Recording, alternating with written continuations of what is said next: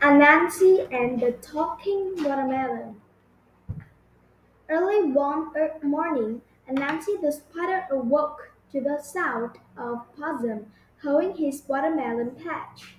Anansi peered down from the peach tree where he lived to watch Possum's slow progress. Anansi salivated at the thought of a meal of watermelon, his favorite juicy, red fruit. When Possum set his hoe aside at midday to take a nap, Anansi snuck down his tree for a snack. While Possum snored, Anansi shimmied, shimmied down his fine silkworm to the ripest watermelon in the garden. He picked up a small sharp stone to chip away the melon's ripe. He made a hole that he could just squeeze into. He gorged himself as the juices slid down his 8 spider legs. Just when Anansi about had his fill, he heard Possum sneer. Possum will punish me if I am discovered, Anansi said to himself. He waddled to the hole in the rind and one leg at a time he tried to pull himself out. He was so slippery he couldn't keep his footing. He braced himself against the edge of the hole, but he was so full of fruit that he no longer fit. Oh no, I am stuck, he cried. Now I have to wait until I shrink back to normal size. And Nancy laid his head upon a watermelon seed in an attempt to sleep. He tossed and turned restlessly. This is so boring. What should I do while I wait? As he pondered his next plot, he heard Possum at the far end of the road. I know. I will trick Possum into thinking that his melon talks. Possum came scratching with his hoe, and as he neared Anansi's melon, he heard a sound, quiet as a mouse. Who is that? He asked. It is I, the watermelon. Anansi now yelled. How absurd! Watermelons can talk, Possum said as he cradled the melon to his ear.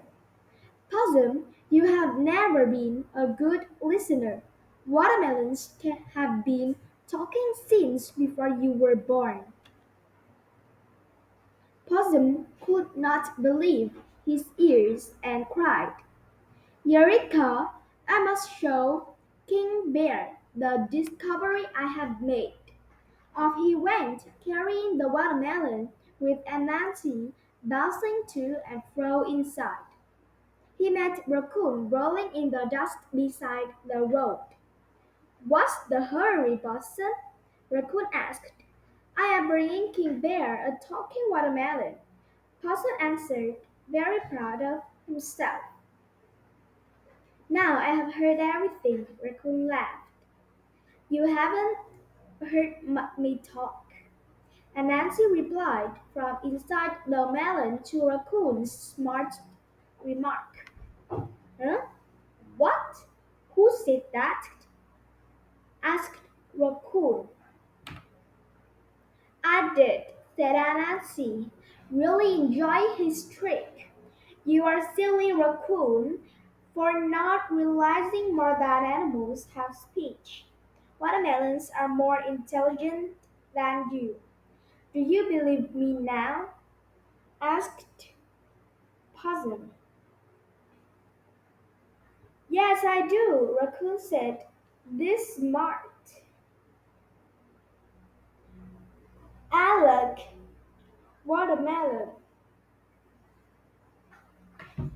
is something the king would want to see. Along the path to King Bear's grand den, Possum and Raccoon came upon Gopher, Rat, and Squirrel. They each in turn laughed and pointed fingers until they heard the melon's strange little voice themselves. Before long, they all went to hear what the king would say about the other team. So off they went.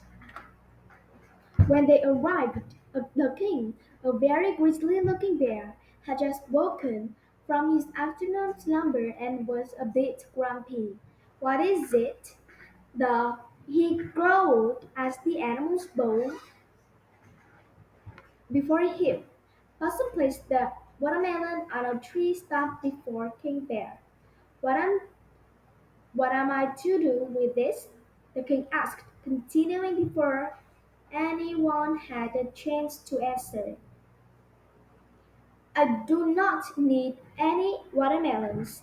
I have a crest of my own." This one talks, they chimed in unison. King Bear refused to believe that he had subjects from a garden hutch. He demanded that the melon pay respect to him if the animal spoke the truth. The watermelon just sat there, mum for the first time all day. "What kind of joke is this?" the king grumbled. The melon remained silent. "I would be a fool to waste more time waiting to see your treacherous trickery." He snared, he snarled at the frightened animals. "You would be a fool not to wait," piped up Anansi from inside the melon. "Only a fool thinks watermelons can talk." "Fool! Fool!" King Bear roared. "How dare you call the king foul names?" And with that, King Bear picked up the melon in his paws and chucked it as hard and as far as he could.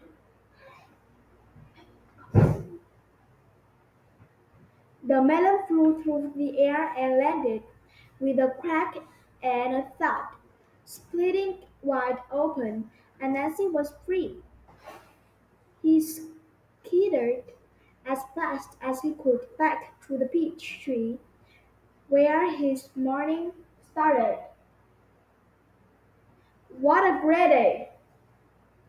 Anansi rejoiced. "All of this fun has made me hungry again."